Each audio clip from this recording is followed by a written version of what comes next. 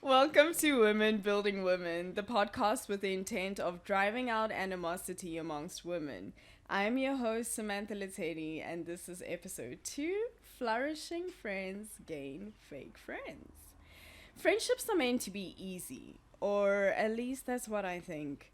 My perception of a friend is an individual with similar interests and views on life, similar morals, the same sense of humor. That's very important. And probably the one person you have a ton of things in common with. Most importantly, they form a place of comfort. Your chosen family, those you vent to, the first person to know when your boyfriend has done you dirty, the one you laugh and cry with, probably your biggest support outside of family. Not a dictionary definition, but I'm pretty sure you can relate to a certain extent. Over the years, my friendships have changed or evolved, and sadly for some, bodies have dropped along the way. The growth process and the paths we take along the way make us realize how incompatible we become or how much more strengthened the friendship becomes. All of that is completely normal, and I personally respect those who acknowledge the former. Being able to walk away respectfully from a friendship that no longer serves you or serves the both of you is commendable. Unfortunately, others decide to stick around while feelings of envy or jealousy are brewing inside of them towards their friends, starting to resent their friends for their success, silently competing with them rather, and longing for their downfall. Today we are joined by Kayise Ndlovu, my fairly new friend. We actually worked at the same auditing firm during our articles back in 2017. And we just liked each other from a distance. She was like my woman crush, and I was her woman crush too. But we never really formed a friendship, and recently we started hanging out, and I realized that there's actually someone who matches my crazy out there. And she is an absolute gem. Thank you so much for joining me. This means so much. Thank you for having me. So what do you consider a red flag in friendships? You know, red flags are very personal, first of all, but it's something that is very important in everything you do. So it's mainly about approaching a situation or a person with an open mind, a lack of judgment, and obviously, like, we will have our natural biases and all. But I try to do that in meeting people because you never know. I don't go with the intention of I want to be your friend. Although as we age, it's harder to make friends, so you have to be very intentional. But by virtue of being such a social human, I find myself interacting with people all the time, and I approach them openly. So a big red flag for me, that it's something that I look out for, just to protect myself and my energy. And I'd say the first one is energy. Yeah. That's a big red flag for me. I come with love, I come with openness. And when someone is there and they feel a bit heavy, I can't even describe it. They seem a bit dark. And that's a biggest red flag for me. And it may be a point in time or, whatever they're going through, and maybe they're carrying a lot. And as a result, they're not as positive or as open or as light or as bright. But if continuously I'm meeting this human and they're carrying the same aura, the darkness, that's a red flag. And then another one that's not as big and as heavy as energy is just when you're interacting with someone and it's, self, it's just me the whole time. We all have issues, and there are times when you need someone to listen to you, You want to be heard, you want to be understood. Sometimes you just need to vent. You just need someone to swear at the world with you and tell you, yeah, you're right, F all them. And then also reel you back to be like, but girl, just chill a bit, But when that is not reciprocated, when that is not something that's, it's like I don't want to say a ping pong situation, but you give them the court, and the ball's never returned to you. And it just ends up being like you're just pouring it to a cup and you're never being filled either. That's a red flag for me. Big sense of self. And then another one is when there is a sense of competition or jealousy. And don't get me wrong, everyone in life is jealous. It's fine. It's just about how you behave, and if you're able to identify it and the root cause of your jealousy, that counts for me. And in friendship, if the jealousy, grows into some form of animosity, and then it turns into some evilness or some bad energy, I mean, why are we still friends? Because clearly I'm bringing, darkness into your life. I'm not making you feel good. I'm not making you happy. I'm bringing negativity, let's be frank. Yeah. And if you're going to be reciprocating that to me as well by virtue of God knows what, why are we still friends? So, yeah, those are my big red flags. I feel somewhat guilty because when Kayise and I started hanging out, I remember the first day we went to Rosebank. Yeah.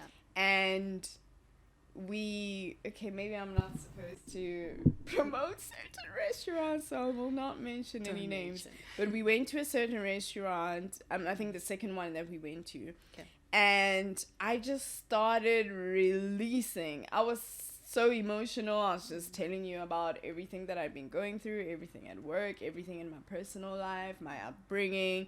And I think that's what I usually do when I'm getting to know someone or wanting someone to get to know me that I want to be in my life, because the way you get to know me is to know what has shaped me, and that is from my upbringing. So I just started telling you everything, and I'm sorry if it was a lot. I know it can be overwhelming, so I hope that my energy didn't seem like it came from a place of like so much heaviness, because I was oversharing.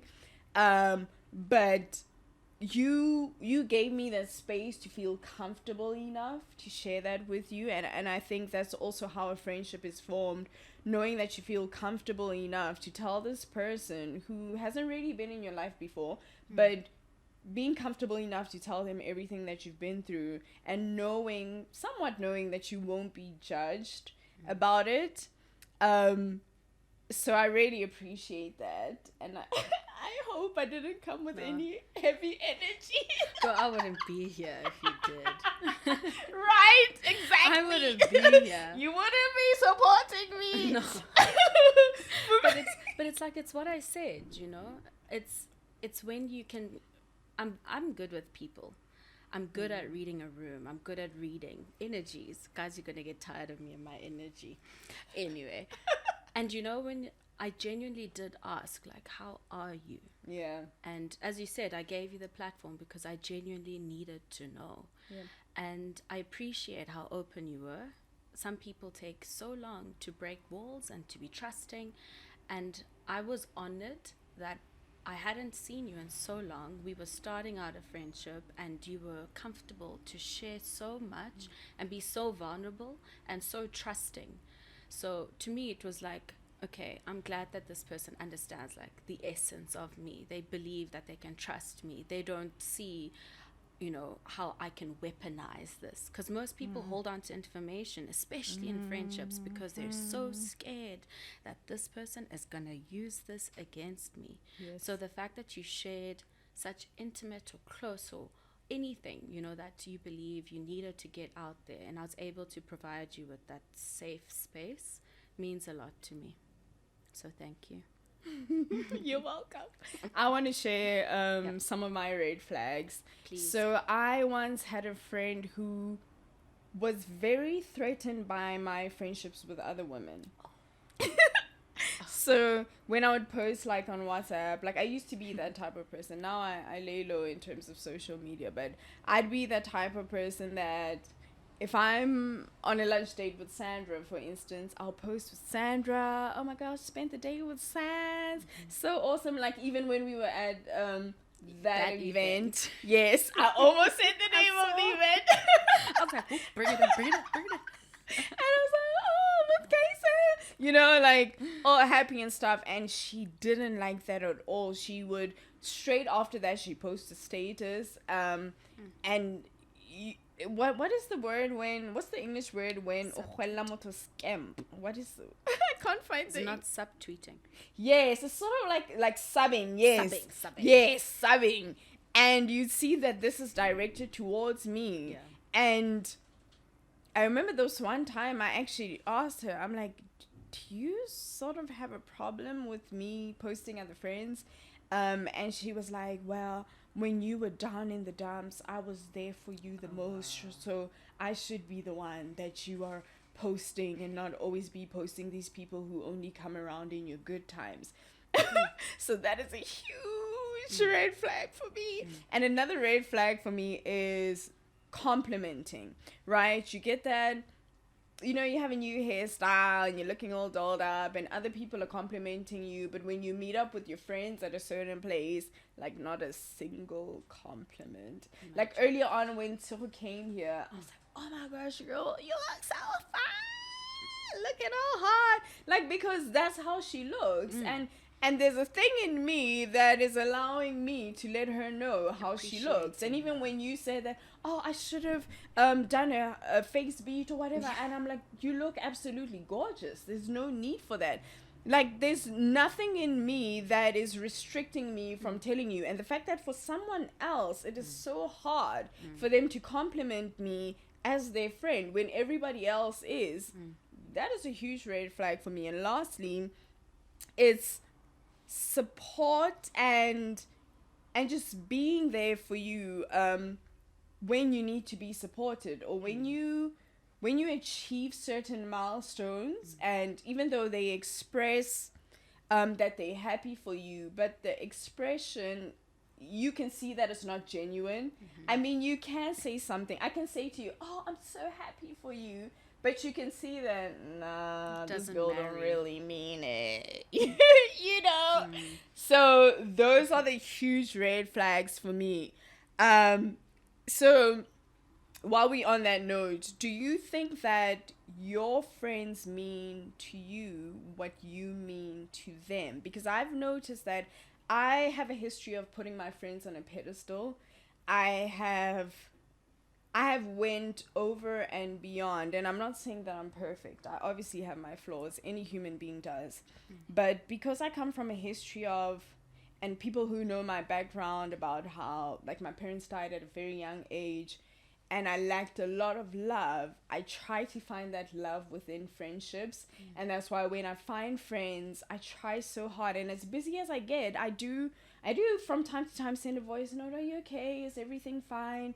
How are you doing? You know, that kind of thing, because I genuinely care. And I think the fact that somebody chose you to be in their life as a friend, like, that was a choice. You don't choose family, but you choose your friends. So the fact that somebody actually chose you, that means a lot to me. And I try so hard to water that plant. But I found that I've been watering a lot of dead plants. And I got to the point where I came to that realization and I completely stopped. I was like, what's the point, Sam, of keep on going and going? And I remember someone said, oh, well, Sam, like, if you don't plan these outings, I don't think anyone else would. Like, you put in the effort. But yeah, someone called me the other day, called me Maputa di Chaba, which is Tswana for gathering nations. It was actually a male friend of mine. And I was like, yo, yeah, that's who I am, actually. And if I take a step back, no one else really comes forth and says, let's plan a lunch date, you know, let's plan brunch. Again, watering dead plants. So do you think what your friends mean to you is what you mean to them? No. Sorry. It's something that, you know, I've had to come to terms with, that I can't overestimate my importance or my value in someone else's life. So that goes with everything and friendships. So you know how you're saying like you were watering dead plants? Yeah. And if I find myself in a situation where I feel as though I'm watering dead plants, I always just take refuge in the fact that while I was watering, I was really happy to be doing that. So I wasn't doing it in anticipation of some reciprocation. I mean, you want to have reciprocation, but I wasn't doing it with some expectation, like you owe me, which is, I feel that's what your other friend was doing. It's like, I've been there. Come now. So, like, if I'm there for you, it's not because I'm like, when I'm down in the dumps, Sam must be the girl that holds me up. I would love for Sam to be there for me. Yeah. I would love for Sam to acknowledge my effort in watering her plants and holding her down and laughing with her when she needs a laugh, even if she doesn't need a laugh, But there's some times when I've had to pull back and I say, like, actually, like, I might not be the center of this person's life, and it doesn't mean they don't need to be the center of mine. It's just, am I feeling fulfilled in doing this? If I look back, am I happy that I've done this and I have no regrets? So in saying that, I don't believe I mean to my friends what they mean to me. It's just saying that I can't say, 1 equals 1. But I do know for a fact that if you're my friend and you're my close friend, you mean a lot to me. And I believe that the only reason I count you as that is because I mean the same for you.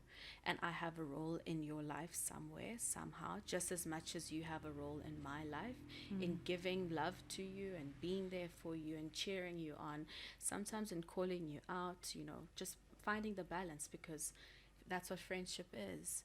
So I do apologize that you felt unappreciated. Yeah. It's okay. What was that?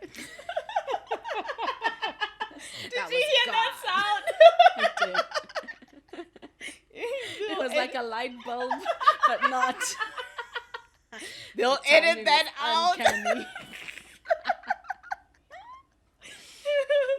Yeah. Okay, sorry, I'm so distracted. So how comfortable are you with sharing your life details with your friends? And I just want to share a story on this. Sure. So I remember before I moved here, I stayed in Midrand for a couple of years, and finally I found a place that I could make a home. So I became part of the title deed girls. But as I was going through the process, because it was during COVID, because the process actually started in February, was it 2021, somewhere there. And then I finally got the place in November. I wasn't really telling anyone about it. My sisters knew about it. I think my aunt knew briefly, but not many people knew about it, and I didn't feel the need to share it with other people. So then when I had to move out from my previous place because the lease wasn't over, I was like, let me try to advertise this place so that I don't get a penalty or anything like that, so that I can still get my deposit.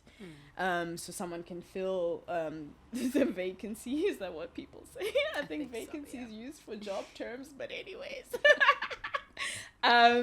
So I'm advertising on my WhatsApp. My friend is like, why are you advertising your place? Where are you going so soon? I thought you liked that place, especially because you have a gas stove, a Smeg gas stove. Ooh, I used to put it out there. I have a Smeg gas stove. And I was like, well, I wasn't going to say anything yet, but I'm actually buying an apartment, so I'm just looking for someone to move in.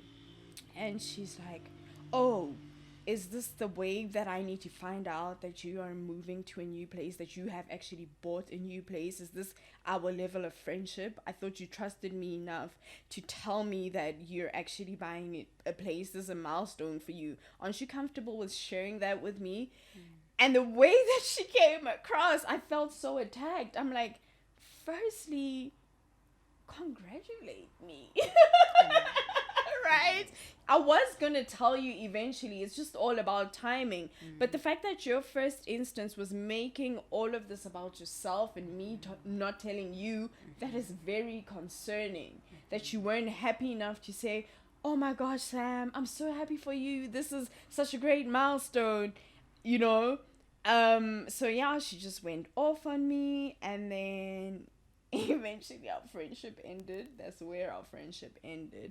But it got me to that point where, why are you that self-centered? And it brings me back to my question of how comfortable do you feel with sharing your life details. I wasn't not sharing because of a place of not trusting you. It's just that I know these things take time and I don't want to jump the gun. So I want it to be finalized first before I can share it with the world. It was nothing that was against you, but that's how she chose to take it. And I really did not understand that. But yeah, that's what it is. So on that note, do you feel supported by your friends? I do. Heavily supported. So much so. And it's through pruning the hedges that I found my friends are supportive. And in pruning means I cut off the ones where I'm like, and it sounds so mean, like cancel culture, but no, But I do find that they're very supportive, and they're incredible people, and they're loving, and they're there, and they're authentic, and they understand me, and they give me my space to be me, if that makes sense. Yeah. However, in your first question of saying, do I feel comfortable to share everything? No. Well, why? Because it comes down to values or upbringing, some life teachings. So my mom has always said to me, especially when I was young, she says, share with the world, but they don't need to know everything. They don't need to know everything. And in not telling everything doesn't mean you're being dishonest or that you're withholding the truth or even twisting it. So be honest in what you're telling, but you don't need to tell every single thing. And it's through my experience with friends and also reading people and how they react to things that with big purchases or big moves or big milestones, I almost don't want to jinx it because you don't know who's really in your corner all the time.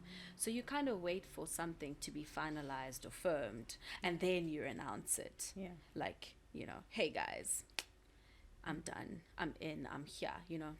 Who wants to live in my old apartment? Because I got a deed now. I'm a bondholder. That's if the bank still has it. But I mean, if it's paid off, it's your title deed. Yeah. It's a huge thing. So it comes from a place of, and it's another thing that my mom says. She's like, you don't need to tell people everything while it's still being made. Yeah. You can dish and be like in Peggy, here's the food.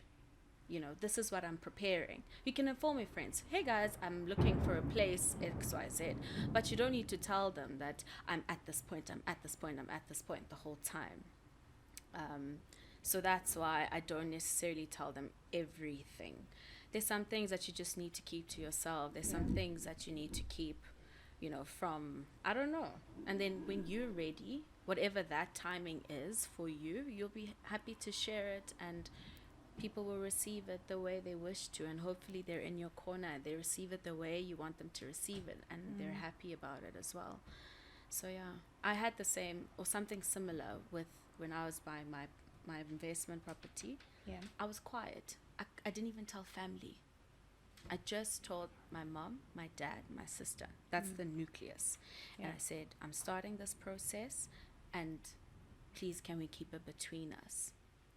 Because I didn't want to jinx it. I didn't want anything. I didn't want people to assume stuff.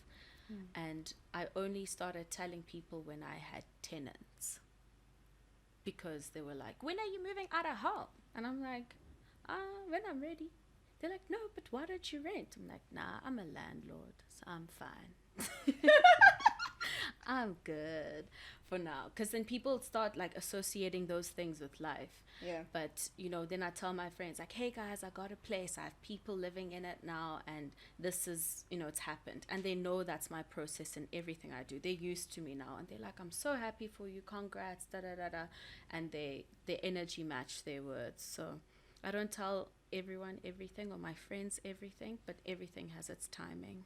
And isn't it funny how you feel like energies sort of alter the direction in which your process goes? As much as you are a firm believer in God, if you are a spiritual person and you believe that if this is God's will, this is the direction in which these things will take. But sometimes, and I'll give you an example with my visa process. So when I applied for my UK visa, I applied for a 2 years UK visa. Well, the first one was 6 months, and then the next one was 2 years. Yeah. And I got both. But I was completely silent. Yeah. I did not tell a single soul. The only time they knew anything is when they saw photos of me in front of Buckingham Palace. That's when they knew that, the girl has arrived. Yes. But then when I applied for my Spanish visa, during the application process, I just happened to tell a number of people. I don't know why. Like, it was different conversations, and I just happened to tell people. My Spanish visa is denied. Boga. Right? Listen. But that's the thing. It's like, you don't know if it's jinxing. You don't know if it's energies. So it's better, like, just keep quiet. And if it's denied, you're like, okay. I wasn't meant to be in Spain. Right, but just someone feel like if I had kept quiet, same way I kept quiet with the previous one, I would have had it. Because what is having a 2 years visa in the United Kingdom versus 6 months in Spain? Like a Schengen one. Exactly. Like, how do I not have it? And you can see when you have my passport that this person she's traveled. Exactly. Why are you not giving her that? There's no reason not to. So I believe that, there's energies that are playing a part in this. Just keep quiet. There's some things that, like, you can share from the jump. Yeah. But others, you keep it sacred and precious. But each to their own. Yeah, true. Yeah. So how do your friends' achievements or accomplishments make you feel? Because, I mean, it's easy to say that you feel like you don't want to share certain things with people in your life, or you're restricted to family because of these energies. Yes. But how do you feel when they achieve or accomplish certain milestones? Genuinely inspired and genuinely happy. Genuinely. Because, and it comes from a point of like, dude, you've worked hard. Yeah. Even if you haven't worked hard, like, and it's just luck, it's like, wow. Yeah. And it's one of those things of like, God's in the neighborhood. Yes. Right? My person's winning. And a win for you should be a win for me. So that's why I'm so happy. And it's part of being supportive. You've heard this person vent about it. You've heard a person, want to move, want to change, want to grow, want to do X, Y, Z, and then it comes into fruition. Sometimes instantaneously, sometimes it takes time, but it happens. And when it does, it's just like, wow, I'm so happy for you. Yeah. So my friends' accomplishments truly just inspire me, and it keeps me motivated. Obviously, you start looking inward as well, like, but you start looking at yourself. You do reflect, and you're like, okay, this person has now got a job here, and it's a field that I was interested in. Do I also maybe want to, do a career pivot? Yeah. Or this person is getting married to the love of their life. Like, it's a dream wedding. It's a dream guy. Like, this is the person I would like to be with, and I'm so happy for them. So you start looking like, I'm still single, but that doesn't mean that it turns into like a negative space. Instead, you're like, okay, so what did you do to be more intentional with your dating friend? Because I also would like a high caliber man that's going to respect and treat me and reciprocate and do the same things. So it cultivates that conversation, cultivates that energy in me, where it's like, this is wonderful, I'm happy it's happening for you. How can we do it? How teach me, show me, how can I be of support, and how am I able to lean on you for something similar? I love that, and I appreciate it, and I'm such a firm believer of running your own race, but in running that race, seeking advice from others who have conquered, instead of being stuck in a place of envy or jealousy and not getting the knowledge that is required to get you to that place where the other person is at. And I'm always like, the way I'm so busy from the moment I get up in the morning until late in the evening at night, I am so busy. I don't have time to be stressed about the fact that the next person is accomplishing or achieving this and that. And why am I not accomplishing that? Oh, I hate them so much for this. You know, like those feelings of envy and jealousy brewing, as I said. So I like what you said about like asking someone that what did you actually do, you know, to get to this point. So like if we share that knowledge, we get to all win. And we can all win. And it's like what I said in the previous episode with Cyril, that there is enough space for all of us to win. We don't need to be competitive, because if you have, or if you've attained a certain thing, it doesn't take away from the fact that I can attain what I need to attain as well. You know? Preach, sister. No, but you're absolutely right. And there's power in outsourcing. And a win for you doesn't look like a win for me. Like, even if it's the same thing. But it's just, that, you know, there's some fundamental principles. I'm going to take it back to Ifris. Yes. Or Isa, rather. But the fundamental principles of, like, what did you do? Like, and my friends, this is a real life thing. She said to me, I prayed about it, but very intentionally. She said, I sat down and I wrote a list to God of the type of man that I'd love to be with, that I'd love to grow with, that I'd love to nurture with. And I also, at the back of that paper, wrote a list of the type of woman and wife and mother and nurturer and partner I'd like to be. So that not only is he preparing that man for me and his timing and his, you know, everything that I've requested, but also preparing me for when that blessing comes, that it marries. And when she met him, she was like, friend. And she's like, he needs everything. And I was like, I can't believe it. And I saw with my own eyes, I could not. You know when you're like, this is amazing. He is amazing. So it's all of that. Like, who would have thought that? No, I mustn't just be like, yeah, God, he must. Or please can he have, please can he be? But also to say, prepare me. Right? I had a friend, we're no longer friends. Like I said in the beginning, buddies have dropped. Pruning the hedges. But, yes. But I had a friend who asked another friend of ours, a mutual friend, what type of prayer was Samantha praying? How has she been in a 5 years long relationship? But the way it came out, it seems so off. Like, condescending in a way. Exactly. Like, why? Who is she? How does she deserve to be in such a long-term relationship when we can't keep a man for, you know, an X amount of time? You know, but I'm just like, if you were to just come to me and get all the details, like what you're saying now, like about how your friend advised you, you know, you get to learn from that, and you're like, okay, it's not only about the other person, but also I need to look into myself and, you know, how can I grow as well? So that's another thing that people fail to apply or to think about. And it's really something that needs to be done. And you'll realize in your friendships that you can gain so much from each other. You don't always have to feel like, okay, this person is flourishing, now I'm mad at them, or I'm envious, or I'm jealous because they are. But you know what, if we sit down and we talk about it, I can learn from this and apply it to my own life and grow, and we can all flourish.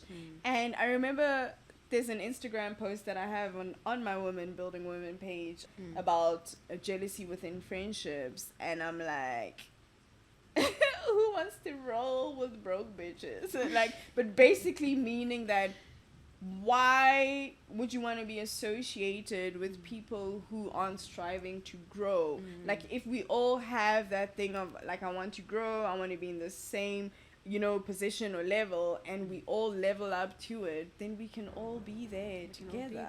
Literally. And why don't you want to be there? Why do you want to Exactly. see someone else lower Down. than you? How? Exactly. Yeah, Like, you can what do. does that help for anything? What are you gaining? I have a friend who comes from a very wealthy family, and on my birthday she blesses me with the pounds. Yes, exactly. And I am happy. I've never looked at her and felt like, oh, I've never been in that position. I don't have that amount of money. She doesn't deserve that. Because now look at her blessing me. Like, if we are all flourishing, we are all a blessing, towards one another. That's so true. And even with like my friend, guys, I've written that list. I've written it, her list, well, my list of me and the one for him, and the man's still not there. But you know what that process taught me? It's a different way to connect with God, because I never used to connect with him via scripture or like writing. It's always through like meditation or speaking or praying, but not actually writing it out. And so that's for me saying like my friend's method, I'm not saying it didn't work, but it didn't, how she did things didn't translate for me instantaneously the way it did for her. And in her teaching me that, I've taken it and was able to connect in a different way with God. And that's the beauty of actually leaning onto your friends and finding out how they did things, because it connects you in other ways. So what qualities do your friends possess that you admire in the context of a friendship? Sure. Yeah. My friends are amazing people. They've got big hearts, all of them. I admire the love that they have for their families, for the people that mean the world to them. You see their loyalties, you see how they play out. Because in friendships, I also think it's important to assess a person with their other friends. Because it gives you a sight of how do they do things with other people, how do they treat them, how do they value them, how do they interact, how do they share, how do they grow. And in seeing that and seeing how much love they have and patience they have, that it's unbelievable. It comes to a point where I'm just like, how are you able to give so much of yourself, even in time? Like, you don't have time. Like, when you like, hey, can we hang out, etc. And I'm just like, Sam, aren't you tired? You want to go out, girl? And you're like, yes. I'm like, I'm coming. So I admire that so much, because that goes down to like the love that you have and how much you're going to share and willing to give. And it's just, and the loyalties, they're just loving people and good people, like earnestly good people that I trust. Yeah. So what qualities do you think that you possess that make you a good friend? I believe I listen to understand. It's something that I've seen, it's like a thread that my friends have carried, to say that, you listen intently. I feel heard when I speak to you, because you remember like specific things or topics or I don't know, things that have happened, and I'm very specific with it. Next time I see them or whatever, big or small. And they often say that they appreciate that the most, because I've heard them and I've understood them and I've given them the platform, and I care enough to ask about it again. And they almost shocked, like, how do you still remember that? Like, we last spoke maybe 6 months ago, just because of life and adulting. Yeah. So I think my ability to give space and opportunity to speak and vent, and I create a safe circle, is something that I believe is my biggest chip on my shoulder, and something that I offer a lot to friends. But in saying that, like, I do know that they are actively tuned in, but I do make them aware when I'm like, I'm not feeling my absolute best, so I do apologize, but I'm here for you and speak, but I may not be able to take everything this time. Yeah. You're an amazing friend. Thank In you. the short space of time that we've built this friendship and we're still building, you have been absolutely amazing, and I appreciate it. And I appreciate your time. I appreciate the fact that, as busy as we are as adults, you made the time to come here today, and share your insights and your experience. with everyone and with myself. I truly appreciate it. Thank you Appreciate very so much. Thank you. Thank you so much for having me. You're welcome. And for giving me this opportunity to like share your baby as it's growing with you. It's a big thing. So thank you. You're welcome.